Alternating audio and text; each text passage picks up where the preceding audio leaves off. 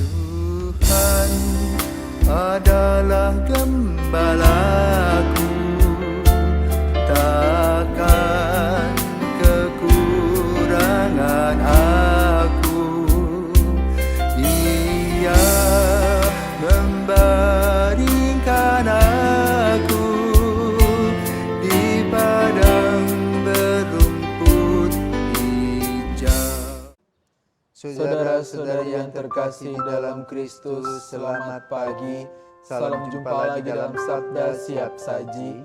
Minggu 25 Februari 2024, hari Minggu Prapaskah kedua. Marilah kita berdoa dalam nama Bapa dan Putra dan Roh Kudus. Amin. Allah Bapa yang Maha Mulia, Engkau telah memaklumkan kepada kami bahwa Yesus Kristus adalah Putramu terkasih. Ajarilah kami untuk selalu mendengarkan dan melaksanakan sabdanya, dan berilah kami pengertian akan misteri, sengsara, wafat dan kebangkitannya demi keselamatan kami.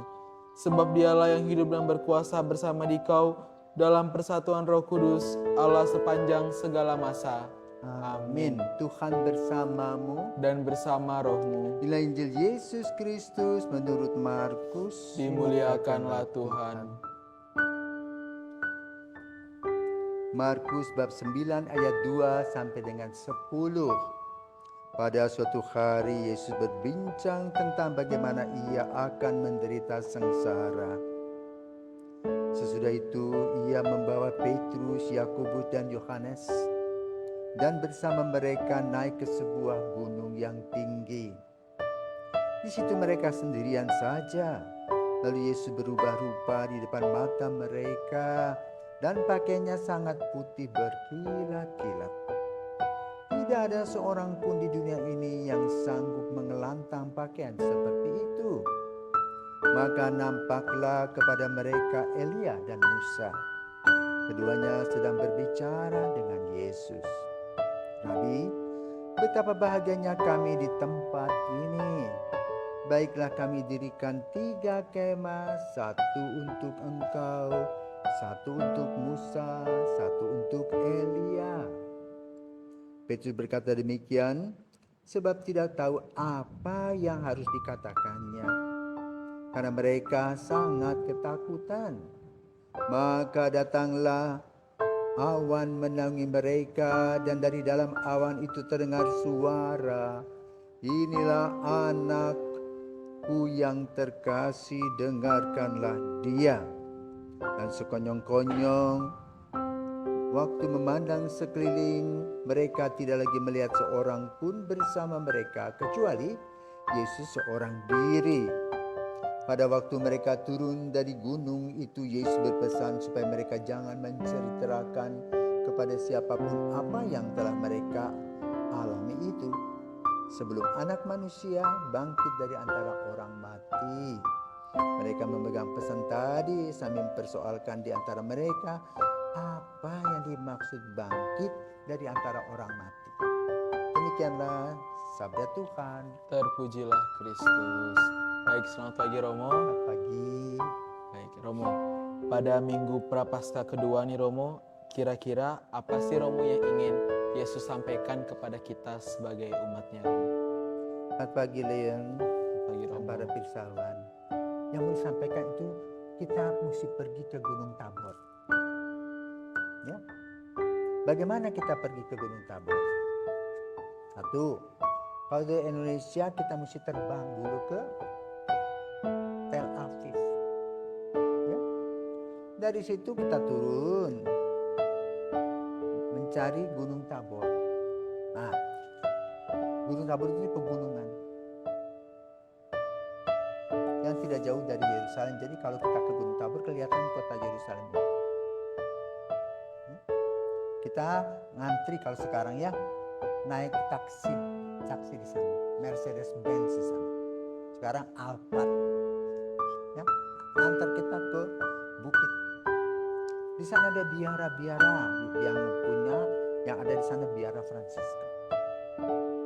Dan di sana ada gereja besar namanya Basilika Tabor, Gunung Tabor. Kita memasuki, ya, itu penuh dengan batu-batuan. Pokoknya di perbukitan loh, kita bisa lihat ke bawah itu loh. Masuk gereja, kita melihat gambar. Ada Yesus, ada Elia, ada Musa. Dan ada tentu, karena itu gereja Katolik ada altar dan sebagainya. Nah konon, di tempat itulah, di Basilika, di gereja Tabor itulah dulu mereka berkemah. Apakah pakai tenda atau tidak, kita tidak tahu. Tetapi yang pasti adalah mereka yang dibawa itu adalah Yohanes, Yakobus, Petrus. Ini 3 orang ini luar biasa. Kalau ada hal yang penting dengan Yesus, mereka hadir. Diundang itu loh. Ya nanti juga kalau Taman Getsemani, mereka lagi 3 orang itu. Dan apa yang terjadi di sana? Ya berdoa. Yesus mengajak mereka berdoa sambil menerangkan tentang apa yang akan terjadi dengan anak manusia. Sang penebus. Jadi untuk mereka waktu itu, sang penebus itu ya masih lama. Padahalnya sang penebus itu ada di depan mata mereka. Maka lalu mereka melihat Yesus berdoa itu, kok ada Musa, ada Elia yang ngobrol dengan Yesus itu. Maka Petrus mempunyai usul. Maksudnya supaya lebih lama di situ. Baiklah kita jadikan kemah, satu untuk engkau, satu untuk Musa, satu untuk Elia. Karena kalau mereka mendirikan kemah di situ, Petrus akan lebih lama di sana dengan kawan-kawan itu. Dan di sana mereka melihat Yesus berubah-ubah. Berpakaian putih yang dikatakan tidak ada yang bisa mengelantang. Nah, itu pengalaman iman. Ya. Dari hasil discernment tadi, ya, meditasi, lalu Petrus itu mengalami kontemplasi. Gitu. Jadi dia mengalami itu karena apa? Dia betul-betul hadir di hadirat Tuhan. Maka dia bisa melihat program dan rencana ke depan dalam kontemplasi. Ya, jadi minggu ini kita diajak untuk berkontemplasi. Kemarin minggu lalu itu kan kita mendengar dari Injil tentang apa? Yesus dicobai di gurun Korontol, ya, di bukit, ya, di temptation itu. Di sana ada 3 hal yang ditekankan.